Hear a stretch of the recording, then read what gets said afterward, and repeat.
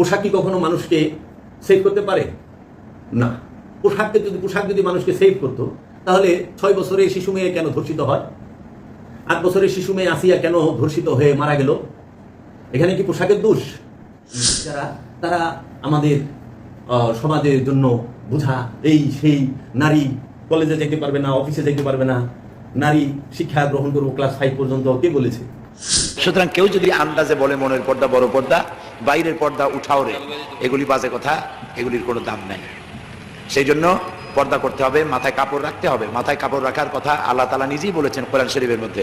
সূরা নূরের মধ্যে আল্লাহ তাআলা বলেছেন প্রত্যেকটি বয়সপ্রাপ্তা নারী এমন একটি চাদর পরবে, যে চাদরটি পরলে পরে তার মাথা, গলা, বুক ঢেকে যায়। এটি আল্লাহর নির্দেশ, এটা আল্লাহ কোরআনে কি বলছে জানেন? যালিকা আদনা আন ইউরাফনা, পর্দার বিধান মানলে বোঝা যাবে এটা বাজারি মহিলা না, এটা সম্ভ্রান্ত মহিলা, বাড়াঘরের মহিলা। ইসলাম একটা ড্রেস কোড দিয়েছে, 4টা নিয়ম মেনে যদি নারীরা ড্রেস পরে যে কোনো ড্রেস পরতে পারবে, কবুল করে নিবে কে? মায়েরা খেয়াল করে শুনেন, আপনাদের ড্রেস কেমন হবে? নাম্বার 1, আপনার পুরো দেহটা ঢাকা থাকতে হবে। যে ড্রেস পরবেন, you should cover your whole body. শুধু হাতের এই 2 কবজি আর চেহারা খোলা রাখতে পারবেন, তবে চেহারা ঢেকে রাখা উত্তম। নিঃসন্দেহে শেষ জামানায় উম্মতে মুহাম্মাদের মধ্যে মহিলাদের সাথে এমন কিছু একটা হবে, তারা ঈমান, আমল, পর্দা এগুলো ধরে রাখতে পারবে না। হাজার বুঝালেও বাসায় পর্দা রাখতে পারছেন না, পর্দা ছেড়ে বের হয়ে যাচ্ছে না। নবী সাল্লাল্লাহু আলাইহি ওয়াসাল্লাম বলেছিলেন, 2 শ্রেণীর মানুষ আছে যাদেরকে আমি দেখিনি, তারা জান্নাতে যাবে না, জান্নাতের গন্ধ পাবে না। পর্দার কথা হাদিসে আসছিল। পর্দা অর্থ হলো আপনি পুরো শরীরটা ঢেকে রাখবেন। পুরুষের পর্দা নাভি থেকে হাঁটু পর্যন্ত ঢেকে রাখা ফরজ। মেয়েদের পর্দার 4টে স্তর আছে। স্বামী স্ত্রীর মাঝে কোনো পর্দা নেই। অন্য মেয়েদের সামনে, মুসলমান মেয়েদের সামনে নাভি থেকে হাঁটু পর্যন্ত ঢেকে রাখা ফরজ। মাহরাম পুরুষদের সামনে, পিতা, আপন চাচা, জামাই, ছেলে, মাহরাম পুরুষদের সামনে এই ঘাট থেকে হাঁটুর নিচে পর্যন্ত মোটামুটি দেহটা দেখতে হবে, মাথার চুল খোলা, হাত খোলা, পায়ের নলার নিচে খোলা, জায়েজ আছে। আর বাকি পুরুষদের সামনে, দুলাভাই, বাসুর, দেওর, দূরের আত্মীয়, পরপুরুষ, এদের সামনে পুরো শরীর ঢেকে রাখা আল্লাহ ফরজ করেছেন। আমাদের সমাজে বর্তমানে নারীদেরকে, আমাদের সমাজে এক শ্রেণীর মানুষ, তাহারা মেয়েদের সম্পর্কে, নারীদের সম্পর্কে ইসলামের যে সৌন্দর্যের বিষয় সেটি নিয়ে কথা বলেন না, বরঞ্চ তাদেরকে তুচ্ছতাচ্ছিল্য করে অনেক সময় কথা বলা হয়। কুরআনুল কারীমে সূরা বাকারার প্রথম আয়াতটি হচ্ছে আলিফ লাম মিম যালিকাল কিতাব লা রাইবা ফি হুদাল লিল মুত্তাকিন। আলিফ লাম মিম, এই আলিফ লাম মিম শব্দটি অনেক রকম অর্থ, অনুবাদ, ব্যাখ্যা পৃথিবীর বুকে অনেক বড় বড় উলামায়ে কেরাম এবং অনেক আল্লাহর ওলিগণও করেছেন। তাই আমার মুর্শিদ কালান্দার বাবা জাহাঙ্গীর বা ইমান আল সুরেশ্বরী ফি আনহুর লিখিত যে কোরআনের অনুবাদ কুরআনুল মাজিদ, ডক্টর বাবা জাহাঙ্গীর, এবং কোরআনে নামাজের কথা 82 বার, এই যে বইটি, কিতাবটি, সেই কিতাবের মধ্যে লিখেছেন মিনিমাম 10 থেকে 11 জন বড় বড় মুহাদ্দিস, মুফাসসির ইকরামদের যে অর্থ এবং ব্যাখ্যা তিনি তুলে ধরেছেন, তিনিও করেছেন। আলিফ শব্দের অর্থটা করা হয়েছে, আলিফ মানে হচ্ছে পুরুষ শক্তি, লাম মানে হচ্ছে মিলন শক্তি, এবং মিম মানে হচ্ছে নারী শক্তি। এই পৃথিবী বুকে আল্লাহর এই সৃষ্টি জগতের মধ্যে এই 3টি শক্তি চলমান এবং বহমান, পুরুষ শক্তি এবং নারী শক্তি, এবং এই পুরুষ এবং নারী শক্তির মিলনেই এই সৃষ্টি জগৎ চলমান, বহমান। এমনকি বস্তু জগতেও যদি আপনি দেখেন নেগেটিভ আর পজিটিভ, প্লাস মাইনাস, এই সম্পর্কে খুব সুন্দর ব্যাখ্যা আছে। এখন কথা হইল যে আমাদের সমাজে নারী পুরুষ নিয়ে কিছু ভুল ধারণা মানুষের আছে, আমাদের মধ্যেও অনেকের আছে। কোরআনুল মাজিদে নর এবং নারী উল্লেখ করা হয়েছে। কোরআনুল মাজিদে নরকে এবং নারীকে উল্লেখ করে কোরআনুল মাজিদ আল্লাহ বলেছেন ওয়া যাকারা ওয়া উনসা, এবং নর এবং নারী। নর মানে ছেলে, নারী মানে মেয়ে, মাতৃত্ব শক্তি। তাহলে পুরুষ কি? প্রশ্ন আসে, পুরুষ কাকে বলে? পুরুষকে আরবিতে কি বলা হয়? কোরআনের ভাষায় পুরুষকে কি বলা হয়? কোরআনের ভাষায় পুরুষকে বলা হয় রজুল। যিনি রসুল তিনি পুরুষ, রসুলকে বলা হয় পুরুষ। দুঃখের বিষয়, কোরআনুল মাজিদে যত শব্দ, যত আয়াত আছে সব কিছুর অনুবাদ হয়েছে, কিন্তু নবী শব্দের বাংলা অনুবাদ হয় নাই, করা হয় নাই, এবং রসুল শব্দেরও বাংলা অনুবাদটা আমরা ওইভাবে পাই না। নবী শব্দের অর্থ হচ্ছে গায়েবের খবর দেনেওয়ালা, গায়েবের খবর জাননেওয়ালা, যার হিডেন নলেজ আছে, হিডেন নলেজ, অদৃশ্যের জ্ঞান, গায়েবের জ্ঞান যিনি প্রাপ্ত, যার আছে, তিনি নবী। ইয়া আইয়ুহান নবী, এর হুবহু বাংলা অনুবাদটি হচ্ছে হে আমার গায়েব জাননেওয়ালা। আর রসুল শব্দের অর্থ হইল পুরুষ, রেজ্জা মানে পুরুষ, রেজ্জার সব থেকেই রসুল। যেরকম আরবিতে যুবককে বলা হয় শাবাব, আর বৃদ্ধকে বলা হয় সেবা, আর জেদ্দা বলা হয় দাদিকে। হ্যাঁ, এই যে পুরুষ নর নারী, তাহলে আমরা কি পাইলাম? পুরুষ শব্দের অর্থ হইল, পুরুষের আরবি হইল রসুল, নরের আরবি হইল জাকারা, নারীর আরবি হইল উনসা।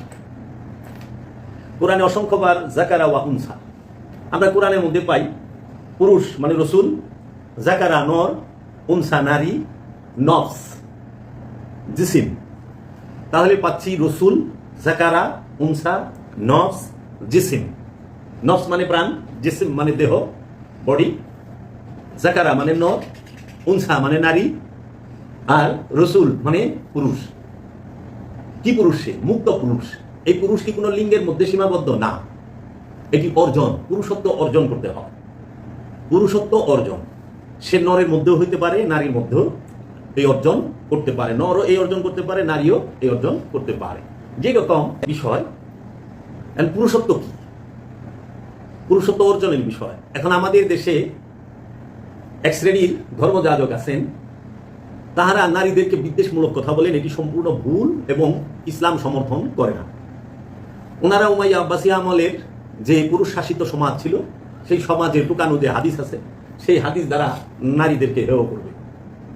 কিন্তু নারীদেরকে কোরআন কোথাও হেয় করে নাই, মর্যাদা দিয়েছে, সম্মান দিয়েছে। আপনি নারীর যদি মর্যাদা হানি করে, আপনি পাবেন যে কিছু সংখ্যক পথভ্রষ্ট মৌলবী তাহারা জয়ীফ থেকে জয়ীফ, দুর্বল থেকে দুর্বল যে হাদিসগুলো, সেগুলো আইনা পেশ করবে। আমরা শুনে থাকি অনেকেই অনেক বাজে মন্তব্য করেন আমাদের মা বোনদেরকে এবং এই নারীদেরকে নিয়ে। দেখুন, মেয়েরা আমানু হয়, নর এবং নারী যেই রসুলের উপরে ইমান আনুক, রসুলের হাতে হাত দিয়ে বায়াত হয়েছে, তাকেই আমানু বলেছে কোরআন। ইয়া আইয়ুহাল্লাযিনা আমানু, আমানুর কোনো স্ত্রী এবং পুরুষ লিঙ্গ নাই। কিন্তু মুমিনের বেলায় আমানু, মুমিনের বেলায় যেমন মুমিন মুমিনা, নরকে মুমিন, নারীকে মুমিনা বলে সম্বোধন করেছে কোরআন। কিন্তু আমানুকে কখনোই স্ত্রীলিঙ্গ এবং পুরুষ লিঙ্গে ভাগ করে না। মুসল্লি, যিনি মুসল্লিকে, যে রসুলের কাছে বায়াত হয়ে রসুলের কথা মতো, রসুলের নির্দেশিত পথে রবের দাসত্ব করে ইবাদত করে, সে হইল মুসল্লি। যিনি সালাত করেন, সিয়াম করেন, জাকাত দেন, সিয়াম করেন, হজ করেন, কুরবানি করেন, এই বিষয়গুলো যাহারাই করেন তাদেরকে মুসল্লি বলা হয়। এবং মুসল্লির 8টি গুণ সূরা মারেজের মধ্যে বলা আছে। এখন এই মুসল্লির যে 8 গুণ বলা আছে, এই 8 গুণ নর এবং নারী উভয়ের জন্য। যেই মুসল্লি হবে, যেই ইমানদার হবে, যেই ইবাদত করবে তাকে। তাহলে সমাজে যে প্রচলিত এই মৌলভী বংশী, যেরকম শাইখ আব্দুর রাজ্জাক সাহেব একজন নামে আছেন এবং আরো অন্য অনেকে আছেন, তাদের ওয়াজে শুনলাম ওনারা কেউ বলতেছে নারী সে পাপিষ্ঠ, সে নাকি নাউযুবিল্লাহ মিন যালিক, সে পাপিষ্ঠ, সে অভিশাপ, সে উপলক্ষণে অমুক তমুক, মানে এত বাজে বাজে মন্তব্য করতেছে। এইগুলো সম্পূর্ণ কোরআন বিরোধী স্টেটমেন্ট, কথাবার্তা। কিভাবে? নারী কাকে বলে? নারী হইল যে নফসি খান্নাস রূপী শয়তান যুক্ত। হাকিকতে আমরা যেহেতু সুফি দর্শনে কথা বলি, সুফি দর্শনে নারী বলা হয় যে নফস খান্নাস রূপী শয়তান যুক্ত, যে নফস খান্নাস রূপী শয়তানের মধ্যে মিলে মিশে একাকার হয়ে আছে, তিনিই নারী। যে বন্ধনে আবদ্ধ, তিনি নারী। যিনি মোহগ্রস্ত, তিনিই নারী। এখন যে নফস মোহগ্রস্ত, সে নারী। যে নফস বন্ধনে আবদ্ধ, সে নারী। যে নফস রিপুর মধ্যে সম্পূর্ণরূপে বশীভূত হয়ে রয়েছে, সেই নারী। আর পুরুষ বলা হয়েছে যে নফস খান্নাস রূপী শয়তান মুক্ত, যে নফস পবিত্র, সে পুরুষ। খান্নাস রূপী শয়তান মুক্ত নফসকে পুরুষ বলা হয়, বন্ধন মুক্ত নফসকে পুরুষ বলা হয়, রিপু মুক্ত নফসকে পুরুষ বলা হয়, মোহমুক্ত মোহমায়া মুক্ত নফসকে পুরুষ বলা হয় হাকিক সুফি দর্শনে। এই জন্য কোরআনের মধ্যে অসংখ্য সুন্দর সুন্দর বর্ণনা নারীদেরকে নরদেরকে এবং পুরুষদেরকে নিয়ে আছে। এখন আমাদের সমাজে বলে থাকে নারীরা রাষ্ট্রনায়ক হতে পারবে না, নারীরা রাষ্ট্রনায়ক হতে পারবে না, তোমরা তোমাদের রাষ্ট্রনায়ক পুরুষকে করো, এই লইয়া ভুল ব্যাখ্যা দেওয়া ওয়াজও করছে। কিন্তু এই নারী সেই নারী না, হ্যাঁ, যাহা বলেন তাহা না। এই নারী কোন নারী যে পুরুষকে তোমরা রাষ্ট্রনায়ক বানাও? এই পুরুষ কখনোই লিঙ্গের পুরুষ না, লিঙ্গগত পুরুষ না, জেন্ডারগত পুরুষ না। এই পুরুষ হচ্ছে খান্নাস রূপী শয়তান মুক্ত পবিত্র নফসের অধিকারী যে পুরুষ, যে মুমিন, যে রসুল, তাকে বলছে রাষ্ট্রনায়ক বানাতে। তখন বলা হয়েছে যে রাষ্ট্রের নায়ক, যিনি রাষ্ট্র পরিচালক, যিনি সে যদি খান্নাস রূপী শয়তান মুক্ত হয়, মুমিন হয়, রসুল হয়, তাহলে সেই রাষ্ট্রের উন্নতি জগতে কেউ ঠেকাইতে পারবে না। তার জলজান্ত প্রমাণ হইল আইয়ামে জাহেলিয়াতের যুগে এই বর্বর আরব জাতির মধ্যে মোহমায়া মুক্ত, খান্নাস রূপী শয়তান মুক্ত, জিন মুক্ত যে মহাপুরুষ মোহাম্মদ মুস্তফা সাল্লাল্লাহু আলাইহি ওয়াসাল্লাম 570 খ্রিস্টাব্দে আগমন করলেন আরবের বুকে। সেই বর্বর আরব জাতিকে উন্নত জাতিতে পরিণত করেছেন কে? একজন খান্নাস রূপী শয়তান মুক্ত মহাপুরুষ। এজন্য পুরুষকে বলা হয়েছে তোমরা রাষ্ট্রনায়ক করো, কারণ যিনি খান্নাস রূপী শয়তান মুক্ত তিনি পুরুষ। পুরুষ হইলে কি হয়? খান্নাস মুক্ত নফসের লোভ থাকে না, হিংসা থাকে না, অহংকার থাকে না, কামনা থাকে না, বাসনা থাকে না, মোহমায়া থাকে না, জমাকরণের, পাচারকরণের কোনো প্রকার খায়েশ তার নাই। তার একটাই কি থাকে, উদ্দেশ্য, লক্ষ্য থাকে, সেটা হলো সেবা করা এবং মানবের উন্নতি করা, সৃষ্টির উন্নতি করা, জগতের উন্নতি, সমাজের উন্নতি করা। সেই উন্নতি শুধু রাষ্ট্রীয় অবকাঠামোর নয়, সেই উন্নতি কখনোই রাষ্ট্রীয় আপনার অর্থনীতির নয়, সেই উন্নতি রাষ্ট্রীয় অবকাঠামো, অর্থনীতি এবং মানুষের ব্যক্তিত্বের উন্নতি, মনোজগৎ, প্রাণজগতের উন্নতি সে করবে এবং তার দৈহিক এবং সামাজিক, পারিবারিক এবং সমস্ত দিকে তার উন্নতি হবে, যার জলজান্ত প্রমাণ মহানবী মুহাম্মদ সাল্লাল্লাহু আলাইহি ওয়াসাল্লাম। তিনি আইয়ামে জাহেলিয়াতের সন্ত্রাসীদেরকে মুমিনে পরিণত করেছেন। তিনি মূর্তি পূজারকদেরকে, এই লোকমোহের পূজারীদেরকে তিনি রবের পূজারী বানাইছেন, রসুলের অনুসারী বানাইছেন। একজন মুক্ত পুরুষ পারেন। এখন আমাদের সমাজে দুইটা ওই জিনিসটাকে ব্যবহার করে, যখন মানুষ হাকিকি বুঝতে পারে না তখন বলে নারী উনি নেত্রী হইতে, উনি রাষ্ট্রনায়ক হইতে পারে না, পুরুষকে বানাইতে হবে। আরেকটা বলে যে হ্যাঁ, এই পুরুষ যারা, নারী যারা, তারা আমাদের সমাজের জন্য বোঝা, এই সেই। নারী কলেজে যেতে পারবে না, অফিসে যেতে পারবে না, নারী শিক্ষা গ্রহণ করবো ক্লাস 5 পর্যন্ত। কে বলেছে? ইসলামে কোনখানে আছে? নর এবং নারীর এলেম বিদ্যা অর্জন করা ফরজ। নর এবং নারীর পর্দা করা আল্লাহর হুকুম। নরও পর্দা করবে, নারীও পর্দা করবে। পর্দা কিসের? আল্লাহ যে পর্দার কথা বলছে সেটা তাকওয়া। আল্লাহ যে পর্দার কথা বলছে সেই পর্দাটি হচ্ছে তাকওয়া। আর রসুল তাকওয়ার পর্দাও শিক্ষা দান করছেন এবং পোশাকের শালীনতাও শিক্ষা দান করছেন, আমাদেরকে দেখিয়েছেন। তাই এইরকম না যে একদম ফুল প্যাকেট হইতে হবে। এই প্যাকেট হওয়ার সিস্টেম এই 570 থেকে নিয়ে 632 পর্যন্ত ছিল না। কেন? বর্গার কোনো অস্তিত্ব 632 খ্রিস্টাব্দে হয় নাই। হাত মোজা, পা মোজার কোনো অস্তিত্ব ছিল না। আমরা যদি গবেষণা করি দেখবো যে পোশাকের আবিষ্কার করেছেন প্রাচীন চীন এবং জাপান। জাপান এবং চীন থেকে প্রথম পোশাকের আগমনটা হয়, সুতার আবিষ্কার হয়, কাপড়ের আবিষ্কার হয়। তাহলে পরে এই যে আধুনিক যুগে মেশিনের দ্বারা মোজা, এই বোরকা, এই বিষয়গুলো আমরা দেখতে পাই। পোশাক কি কখনো মানুষকে সেভ করতে পারে? না। পোশাক যদি মানুষকে সেভ করতো তাহলে 6 বছরের শিশু মেয়ে কেন ধর্ষিত হয়? 8 বছরের শিশু মেয়ে আসিয়া কেন ধর্ষিত হয়ে মারা গেল? এখানে কি পোশাকের দোষ? না। পোশাকের যদি দোষ হয়, গর্ভবতী নারী কিভাবে ধর্ষিত হয়? পোশাকের যদি দোষ হয় তাহলে পরে মধ্যবয়সী, বৃদ্ধা, গর্ভবতী, শিশু, এমনকি ছেলে, তাহারাও বলৎকার হচ্ছে। ছেলে তো পাঞ্জাবি টুপি পরা, ছেলে তো পাঞ্জাবি পায়জামা পরা, ওই ছেলেরে আবার আরেক পাঞ্জাবি পায়জামা পরানেওয়ালা সে বলৎকার করতেছে। কেন? পোশাকের জন্য? পোশাক ভালো পরে নাই, পর্দা করে না এই জন্য? না, ওই সমস্যাটা হলো তার দৃষ্টিতে। এর জন্য আল্লাহ বলছেন সূরা মারিজের 29 নম্বর আয়াতে যে মুসল্লির 5 নম্বর গুণ হইল যে মুসল্লি সে তার লজ্জা স্থানকে হেফাজত করবে। খেয়াল করে, মুসল্লি তার লজ্জা স্থানকে হেফাজত করবে। তাহলে মুসল্লি কি শুধু নর? ছেলেরা? নারীও তো মুসল্লি। এখন আমাদের সমাজে নারীর মুসল্লি হইবার দেয় না, এটা তো আল্লাহ করে না, এটা মৌলবী সাহেবরা করছে, এই উদ্দেশ্যমূলক ভাবে করছে। এই পৃথিবীতে অনেক কিছু উদ্দেশ্যমূলক ভাবে স্বার্থের জন্য চালাইছে, আস্তে আস্তে এগুলো উদ্ঘাটন হবে। তাহলে মুসল্লিকে আল্লাহ বলছে যে যিনি মুসল্লি তিনি তার লজ্জা স্থানকে হেফাজত করে। সেই লজ্জা স্থান কি? একটি লজ্জা স্থান হইল এই দৃষ্টি, আর হইল মস্তিষ্ক।